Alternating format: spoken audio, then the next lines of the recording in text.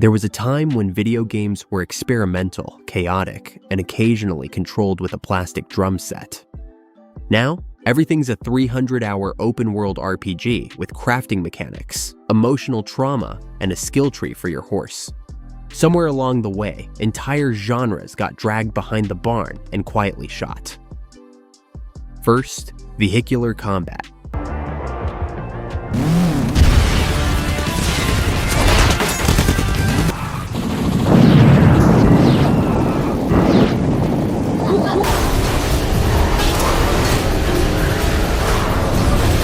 Once upon a time, video games asked the important question: what if a clown in an ice cream truck had missile launchers?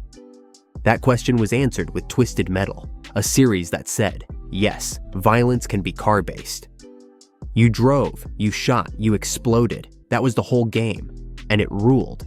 And yet, like every good thing in the early 2000s, it was slowly murdered by realistic racing sims and society's weird fixation on brake physics. Oh no, my suspension is too stiff. What a thrill ride. Vehicular Combat isn't gone because it was bad. It's gone because the gaming industry grew up. And not in a cool way, in a let's rebrand as a fintech company way. Second, plastic instrument games.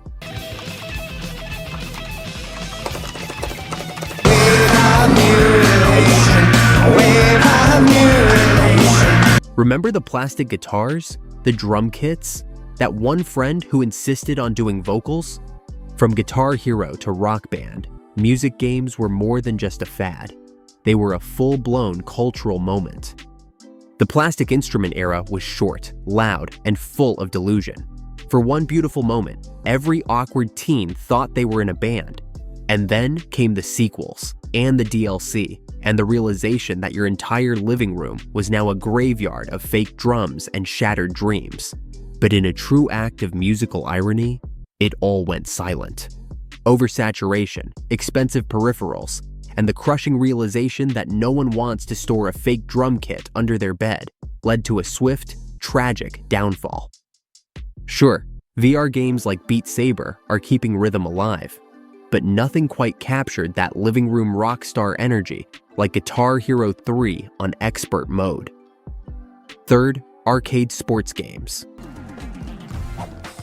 Strips it away! Finds an opening. D-Web's warming up. And they get to him. That's a sack. Lopez from inside. Great defense. Sports games used to be fun, not realistic, not packed with microtransactions. Just fun. Arcade-style titles like NBA Jam, NFL Blitz, and SSX delivered exaggerated action with zero concern for realism. And that's what made them amazing. Then everything got serious. Suddenly, you needed spreadsheets to understand basketball. And also, your favorite player is now in a loot box.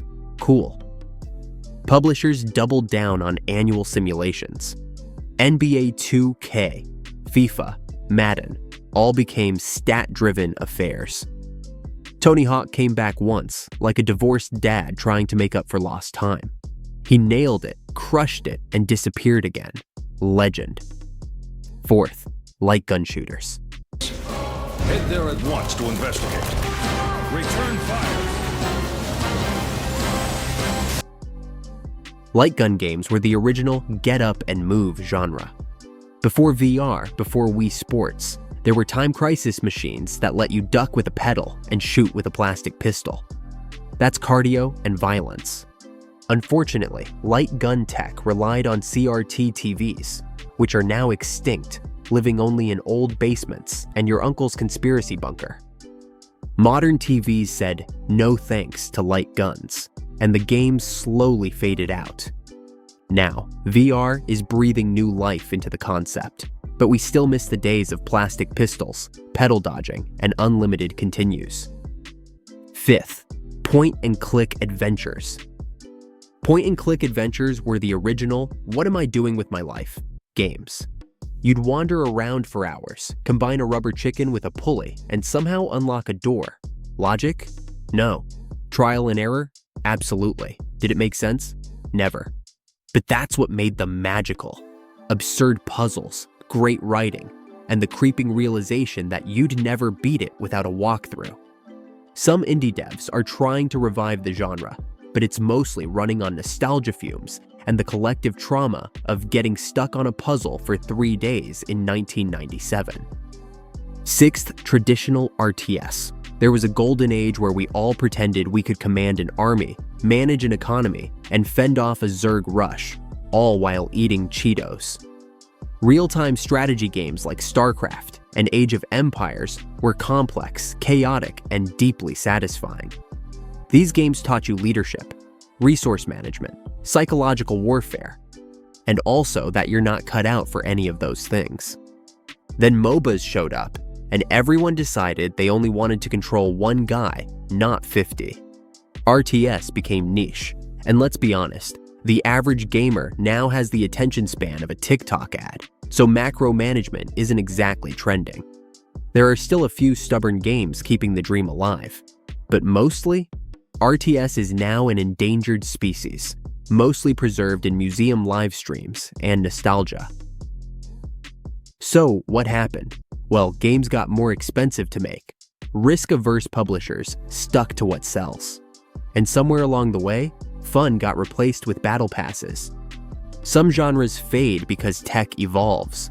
Others just fall out of fashion. But every now and then, it's worth looking back, not just for the nostalgia, but for the ideas that still work. Because maybe, just maybe, the next big innovation is buried in a forgotten genre, waiting to make a comeback. What genre do you miss the most? Drop it in the comments. If you like the trip down memory lane, don't forget to like and subscribe. See you in the next one.